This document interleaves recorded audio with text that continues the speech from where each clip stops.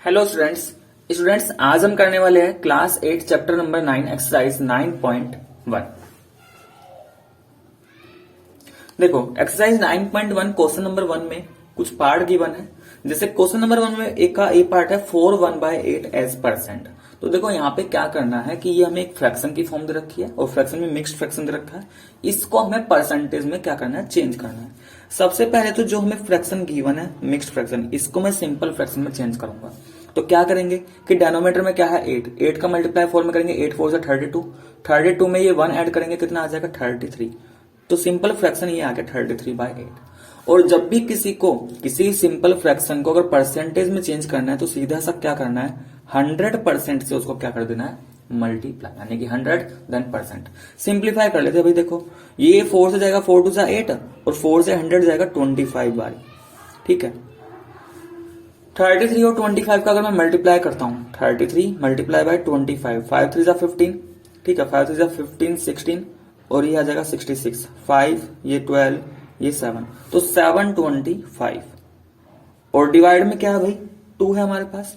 ठीक है, 6 6 12, ये यहाँ पे 8 आ जाएगा। ठीक है, तो 825 डिवाइड बाय 2 परसेंटेज। डिवाइड कर देंगे 2 से, तो देखो 2 4 जा 8, 2 1 जा 2, 5 2 बढ़ जाएगा, 1 बचेगा डेसिमल के बाद, ये 5, तो 412.5%। तो 4 1/8 परसेंटेज में कितना आएगा, 412.5%।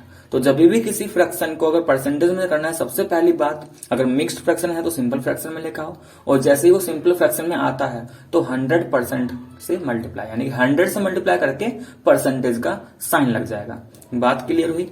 ठीक है, तो ये था हमारा क्वेश्चन नंबर 1 का पार्ट नंबर ए। नेक्स्ट आते हैं बी पार्ट में। बी पार्ट में बोला गया है कि 17 1/2% एज डेसिमल। तो देखो हमें परसेंटेज तो दे रखी है लेकिन डेसिमल में कन्वर्ट करना है। सबसे पहले 17 1/2 कितना होगा, देखो 2 का मल्टीप्लाई 17 में करूंगा, 17 2 जा 34, प्लस 1 करता हूं तो 35/2%।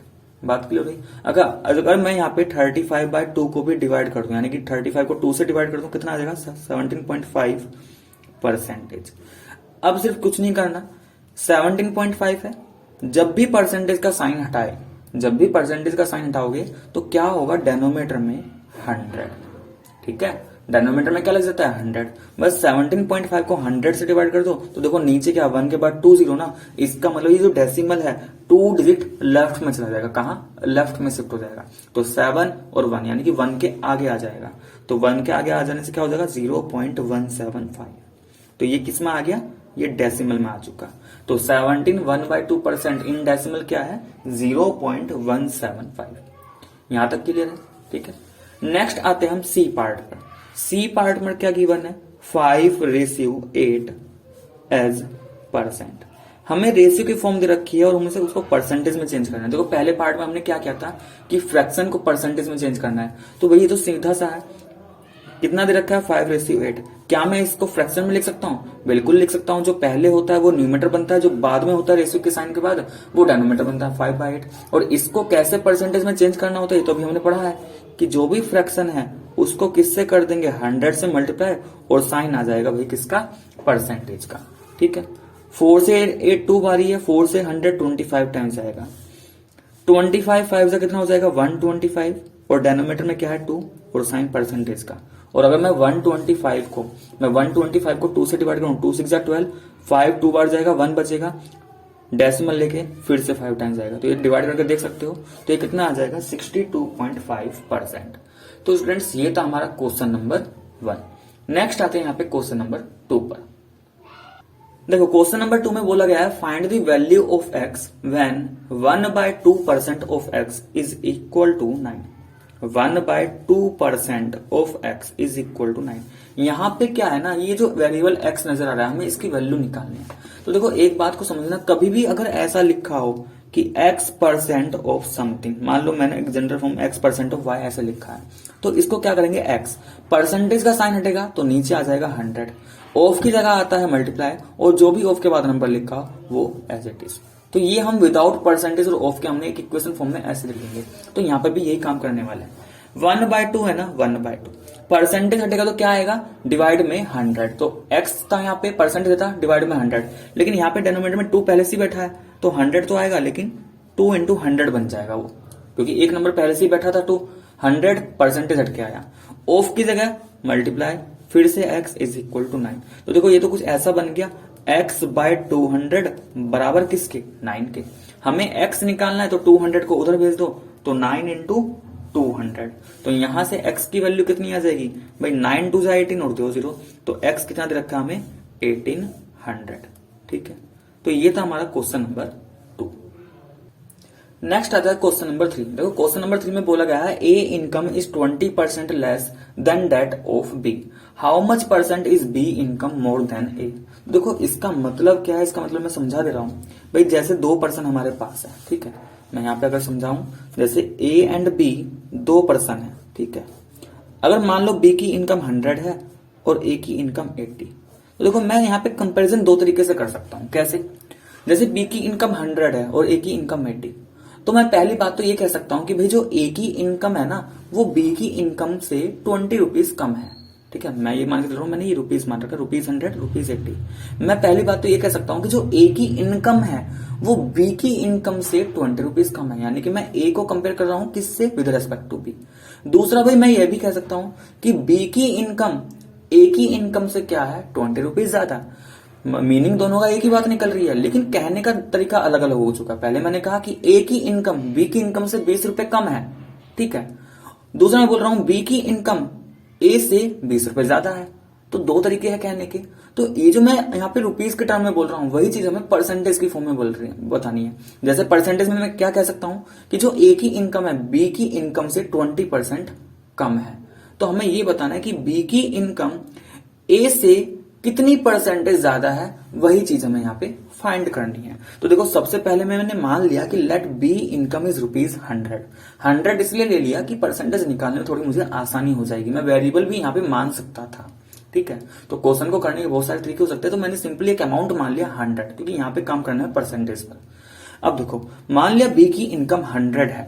अब क्वेश्चन को ध्यान से पढ़ो, क्वेश्चन में क्या लिखा है, A income is 20% less than that of B, यानी कि ए की इनकम बी से तो कम है, लेकिन कितनी कम है इसका 20% निकालो, बी की इनकम का 20% निकालो, उसे माइनस कर दो। तो मैं 20% निकाल रहा हूं सबसे पहले तो किसका, बी की इनकम। मैंने 100 मानी तो 20% ऑफ 100 कितना बैठेगा, 20% हटेगा तो 100, ऑफ की जगह मल्टीप्लाई, फिर से 100 से 100 गया तो कितना आएगा 20। तो 20% ऑफ 100 कितना है 20, यानी कि इसका मतलब ये हुआ कि जो ए की इनकम है वो बी की इनकम से 20 रुपीज कम है। बी की 100 थी और 20 रुपीज कम है, तो ए की इनकम फाइनली कितनी आई, 80 रुपीज। ठीक है, अब आगे क्या पूछा, how much percent is B income more than that of A. अब ये चीज हमें दूसरे तरीके से बतानी है कि बी की इनकम इस ए की इनकम से कितने परसेंटेज ज्यादा है, यानी कि बी की इनकम, जैसे यहां पे नजर आ रहा है कि बी की इनकम 20 रुपीज ज्यादा है, बी की इनकम ए से 20 रुपीज ज्यादा है, तो बस मुझे उसको परसेंटेज में बताना है। तो सबसे पहले तो मैं यही निकालूंगा इनका डिफरेंस कितना आ रहा है, दोनों की इनकम का डिफरेंस कितना आ रहा है भाई, बी की 100 है, ए की 80 आया, तो डिफरेंस देखो 20 रुपीज का ही आ रहा है, ठीक है।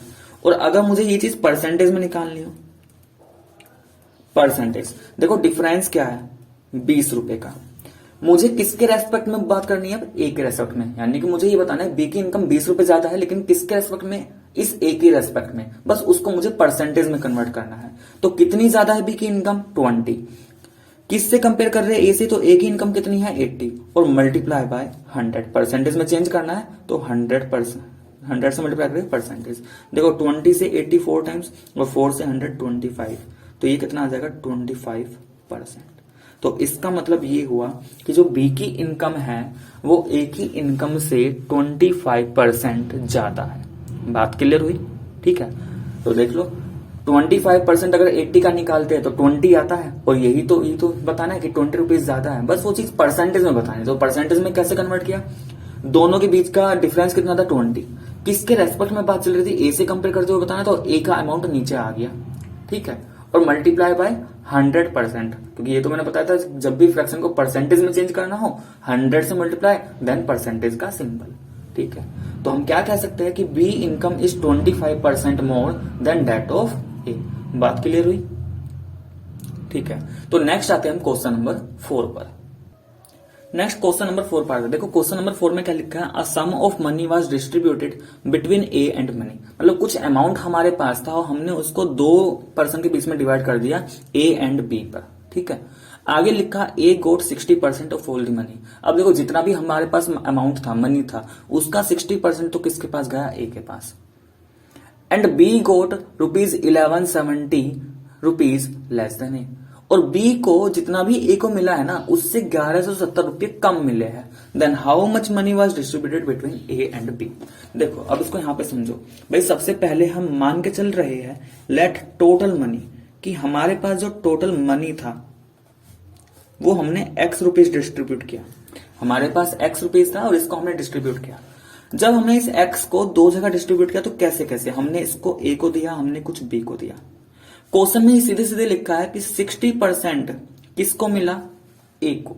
लेकिन 60% किसका 60%? भाई टोटल का ही तो 60% दूंगा मैं। जितना अमाउंट मेरे पास है मैं उन्हें उसका 60% ही को दे दिया।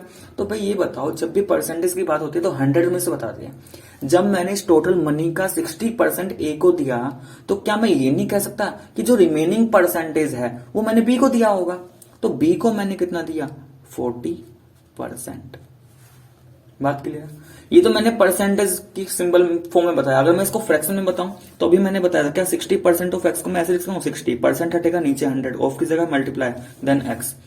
ये 20 से 3 टाइम्स, ये 20 से 5 टाइम्स, तो ये कितना निकल के आया, 3x/5। तो इन फ्रैक्शन यानी कि 3/5 ऑफ एक्स मैंने किसको दिया, ए का। यानी कि एक्स का 3/5 पार्ट मैंने ए को दिया। ऐसे ही अगर मैं इसको भी फ्रैक्शन की फॉर्म में लाऊं तो 40% जाएगा 100, ऑफ की जगह मल्टीप्लाई एक्स। ये 2 टाइम्स, ये 5 टाइम्स, तो 2x/5। ठीक है, तो ये तो मैंने इन दी फॉर्म ऑफ एक्स निकाल लिया कि भाई अगर हमारे पास एक्स अमाउंट है तो 3x/5 रुपीज ए को गया है और 2x/5 रुपीज बी को गया है।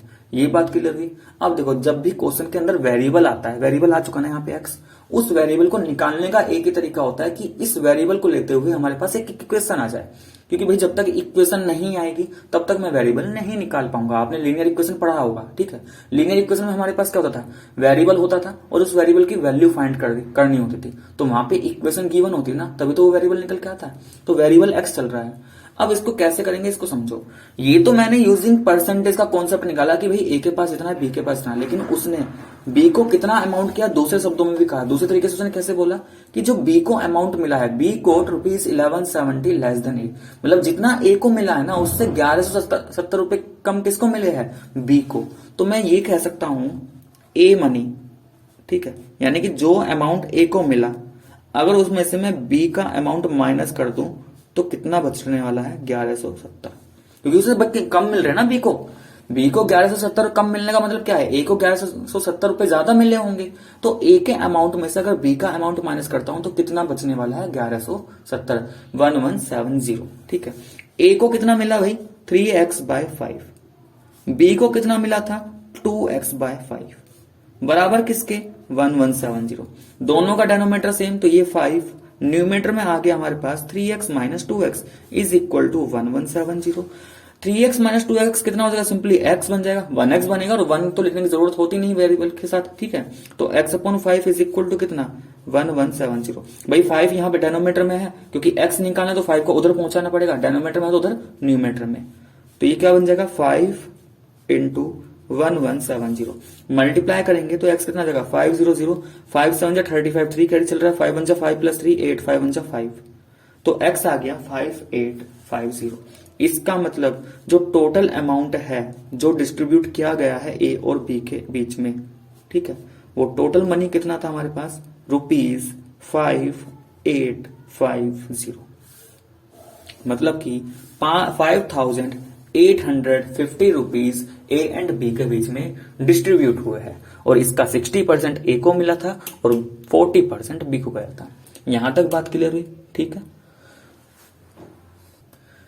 नेक्स्ट आता है क्वेश्चन नंबर 5। देखो क्वेश्चन नंबर 5 में लिखा हुआ है the price of sugar is increased by 10%, कि शुगर का जो प्राइस है वो 10% इंक्रीज हो चुका। If the new price is ₹44 पर केजी, अगर जो नया प्राइस है शुगर का वो 44 पर केजी है, फाइंड द ओल्ड प्राइस। तो ओल्ड प्राइस कितना था, ठीक है। देखो भाई, मान लिया कि जो शुगर का ओल्ड प्राइस है वो ₹X पर केजी है, ठीक है, यानी कि 1 केजी का कितना है ₹X। इंक्रीमेंट कितना हुआ भाई, जो इंक्रीमेंट बोला गया है वो 10% इंक्रीज हुआ है, ठीक है। इंक्रीज कितना हुआ, इंक्रीज इन अमाउंट 10%, लेकिन 10% किसका, जो ओल्ड प्राइस था, जो ओरिजिनल प्राइस था इनिशियली, उसी का तो 10% इंक्रीज हुआ, ठीक है भाई। जब भी इंक्रीमेंट होता है तो कैसे होता है कि जो तुम्हारा प्रीवियस है उसी में तो 10% इंक्रीमेंट होता है। जैसे हम बोलते हैं कि हमारा सैलरी में इंक्रीमेंट हो गया 20%, 20% इंक्रीमेंट होने का मतलब क्या हुआ कि अगर मेरी पहले सैलरी 10,000 थी तो उसका 20% इंक्रीज हो गया, मतलब कि 2,000 और बढ़ गए, तो मेरी सैलरी 12,000 बन गई। ऐसी तो होता है। तो 10% इंक्रीमेंट हुआ, लेकिन किसका, जो ओरिजिनल प्राइस था, और ओरिजिनल मैंने क्या मान रखा है, एक्स, तो मैं इंक्रीज निकाल रहा हूं 10% ऑफ एक्स। इसका मतलब 10% के परसेंटेज हटेगा तो 100, ऑफ की जगह मल्टीप्लाई देन एक्स, 0 से 0 गया तो ये सिर्फ कितना बचा, x/10। अब देखो, अब न्यू प्राइस कैसे बनेगा भाई, न्यू प्राइस कैसे बनेगा, न्यू प्राइस बनाने के लिए हमारे पास ओल्ड प्राइस था, ओल्ड प्राइस में जो इंक्रीज हुआ है उसको ऐड कर दो, तो हमें जो अमाउंट मिलेगा वो किसके बराबर, न्यू प्राइस के बराबर। न्यू प्राइस कितना है, ये हमें गिवन है सीधे सीधे कि ये 44 हो चुका था। ओल्ड प्राइस हमने x माना है और इंक्रीमेंट कितना आया, x/10। बन गई x में इक्वेशन, और x के लिए हमें क्या करना है, सोल्व करना है, ठीक है। सोल्व कर लेते हैं इसको, 44, इस x को मैं x/1 लिख सकता हूं। दोनों का डेनोमिनेटर एलसीएम कितना आएगा, डेनोमिनेटर का 10, 10 को 1 से डिवाइड करूंगा, 10 की मल्टीप्लाई x में, तो 10x प्लस x आ जाएगा। तो 44 इज इक्वल टू 11x/10, क्योंकि मुझे x निकालना है तो 11 और 10 को यहां से हटाना पड़ेगा, तो 10 डेनोमीटर उधर जाके न्यूमेटर, ठीक है, 11 न्यूमेटर इधर जाके डेनोमीटर, 11 से 44 4 टाइम्स, और 4 टाइम्स से कितना 40, तो x आ जाएगा 40, ठीक है। इसका मतलब जो ओल्ड प्राइस है वो क्या है हमारे पास, ₹40 पर केजी, यानी कि 40 रुपये पर केजी था हमारा ओल्ड प्राइस ऑफ शुगर। बात क्लियर हुई यहां तक, ठीक है। तो स्टूडेंट्स ये था हमारा question number 5।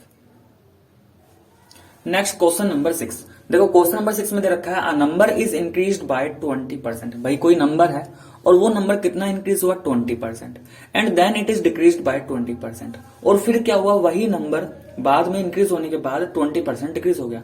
Find the net increase और डिक्रीज परसेंट। तो उसमें ओवरऑल इंक्रीमेंट हुआ है या डिक्रीमेंट हुआ है उसका परसेंटेज बताना है, ठीक है। तो पहली बात एक चीज का ध्यान रखना, जब भी ऐसे कहा जाए ना कि भाई तुम ये सोचो कि भाई नंबर 20% इंक्रीज हो रहा है और फिर 20% डिक्रीज हो रहा है, इसका मतलब कोई चेंज ही नहीं हुआ, तो ऐसा नहीं होता, ठीक है। अब वो बात हम यहाँ पे समझते हैं कि क्यों नहीं होता। सबसे पहले बात, क्योंकि सारा काम परसेंट पे चल रहा है तो मैं एक नंबर मान ही लेता हूं, लेट नंबर इज 100, ठीक है। और देखो 100 मानने का मतलब ये होता है कि जो कैलकुलेशन होती है ना थोड़ी इजी हो जाएगी मानने को। भाई तुम इसमें 62, 65, 67 कुछ भी मान लो, मानने को इसमें वेरिएबल x भी मान लो, कोई दिक्कत नहीं है, सभी क्वेश्चन सभी सॉल्यूशन ठीक माने जाते हैं। लेकिन 100 मानने से ना थोड़ी कैलकुलेशन हमारी आसान हो जाएगी, और कुछ नहीं है, ठीक है। तो मान लिया मैंने कि नंबर सपोज करो 100 था, तो देखो पहले क्या हुआ, पहले इंक्रीमेंट हुआ है ना 20% का, तो इंक्रीज कितना हुआ, 20%। अब फिर से वही बात, जब इंक्रीमेंट या डिक्रीमेंट की आती है तो किस पे होता है, जो ओरिजिनल दे रखा होता है उस पे। तो 20% इंक्रीज तो हुआ, लेकिन किसका हुआ होगा, 100, क्योंकि पहले नंबर तो 100 था। तो 20% अगर मैं निकालता हूं 100 का, तो भाई कितना आएगा, 20 ही आ जाएगा। सॉरी कितना बनेगा, 20। इसका मतलब जो नंबर बना,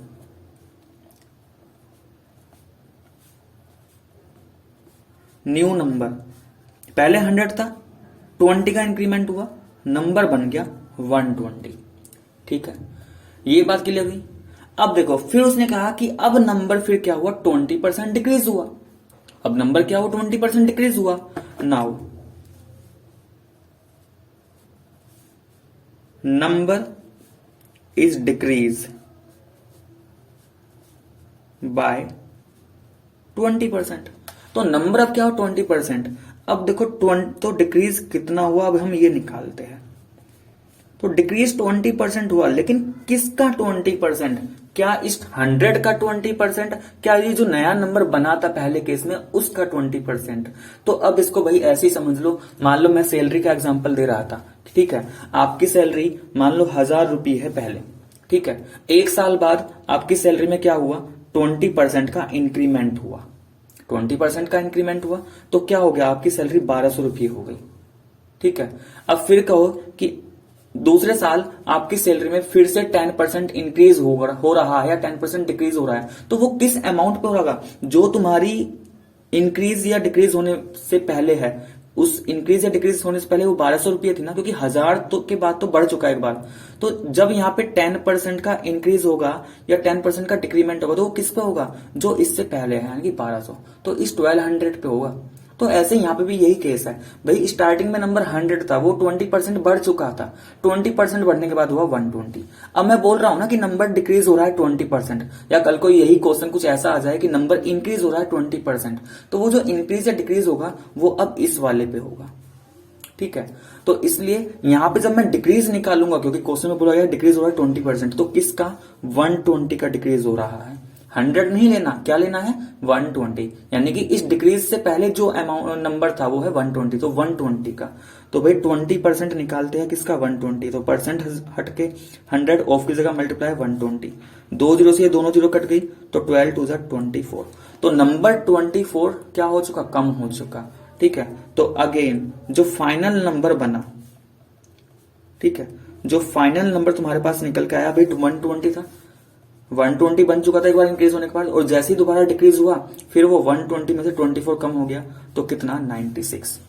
अब इसमें देखो स्टार्टिंग कहां से हुई थी, 100 से, पहुंचा कहां पे, एक बार इंक्रीमेंट और दूसरी बार डिक्रीमेंट होने के बाद 96, तो ओवरऑल क्या क्या क्या हुआ है, अब वो यहां से देख लो, पहले 100 था और फाइनली 2 बार इंक्रीमेंट और डिक्रीमेंट होने के बाद 96 बना, तो ओवरऑल क्या हुआ, ठीक है। तो नेट डिक्रीज, तो ओवरऑल भी डिक्रीज ही हो रहा था, तो हम बोलेंगे नेट डिक्रीज, यानी कि पूरे प्रोसीजर में हुआ तो डिक्रीज है, और कितना डिक्रीज हुआ, 900 माइनस 96, यानी कि 4 डिक्रीज हुआ। और अगर इसी को परसेंटेज में निकाला जाए तो नेट डिक्रीज परसेंट, तो नेट डिक्रीज परसेंट का मतलब ये हो ओवरऑल क्या हो रहा है, ठीक है। तो देखो भाई कितना डिक्रीज हुआ, ये यहां पे किसके रेस्पेक्ट में, कंपैरिजन किससे बताएंगे भाई, ओरिजिनल से बताएंगे ना, ओरिजिनल से होता तो नीचे आएगा 100, और देखो बताया था अगर फ्रैक्शन बन गया परसेंटेज में करना है तो 100 से मल्टीप्लाई करके परसेंटेज का साइन, तो 100 से 100 गया, क्या बचा, ये 4%। इसका मतलब जो नंबर हुआ है उसमें 4% का डिक्रीमेंट ही हुआ है। बात क्लियर आ गई, ठीक है। इसके बाद बढ़ते हैं हम क्वेश्चन नंबर 7 पर। क्वेश्चन नंबर 7 पे आते, देखो क्वेश्चन नंबर 7 में क्या लिखा है, 40% of the passenger from a बस गोट डाउन एट स्टेशन ए, ठीक है। अच्छा यहाँ पे देखो, यहाँ पे सब आपकी बुक में 75% लिखा होगा, तो इसको कर लेना भाई करेक्ट। यहाँ पे 75% पॉसिबल ही नहीं है, यहाँ पे है ये 45%, क्योंकि एक तो देखो परसेंटेज 100 में से बताई जाती है, अगर 40% यहाँ पे उतरे तो केवल 60% ही पैसेंजर बचे, तो 60% आ सकता था, ठीक है। लेकिन उन्होंने तो बहुत ज्यादा रखा 75, तो यहाँ पे 60 भी नहीं है, आंसर के अकॉर्डिंग मैं बताऊं तो यहाँ पे 45 है, इसको करेक्ट कर लेना, ठीक है। 45% of the remaining got down at station B, if the remaining 12 passenger were taken to station C, find the original number of passenger. देखो क्वेश्चन को समझो, क्वेश्चन में क्या बोल रखा है, क्वेश्चन में बोल रखा है कि कुछ पैसेंजर है, ठीक है, कुछ पैसेंजर है, उनमें से जो पैसेंजर है वो 3 स्टेशन पर उतरे, स्टेशन ए, स्टेशन बी, स्टेशन सी। स्टेशन ए पे कितने उतरे, 40%, बी पर कितने उतर गए, 45%, जैसा क्वेश्चन मैंने बताया 75% वहां पे गलत था, 45% करेक्ट है, ठीक है। तो स्टेशन बी पर कितने उतरे, 45%, और स्टेशन सी पर कितने हुए, 12 पैसेंजर उतरे।